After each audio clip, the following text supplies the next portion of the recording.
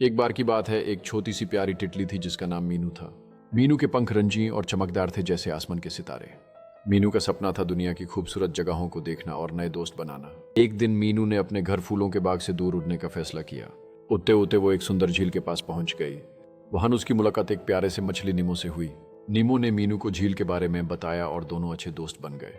फिर मीनू एक हरी भरी घास के मैदान में पहुंची जहां एक छोटा सा खरगोश बंटी खेल रहा था। बंटी ने मीनू को अपने खेल में शामिल किया और दोनों ने मिलकर मजे किए। जब शाम हुई तो मीनू ने सोचा कि अब घर लौटना चाहिए। अपने नए दोस्तों को अलविदा कहकर मीनू बाग में वापस आ गई। उसने अपने सभी तितली दोस्तों को अपनी यह रोचक यात्रा के बारे में बताया। इस सफर ने मीनू को यह सिखाया कि नए लोग और नए जगहें हमेशा कुछ न कुछ नया सीखने का मौका देते हैं।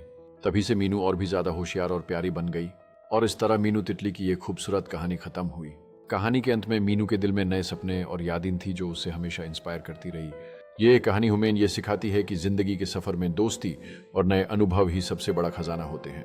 और इसी तरह हर एक नया दिन मीनू के लिए नए अवसर और नए दोस्तों का वादा लेकर आता है। मीनू की कहानी याद दिलाती है कि हम सबको हर दिन नए अनुभव करने चाहिए और अपने सपनों के पीछे भागना चाहिए।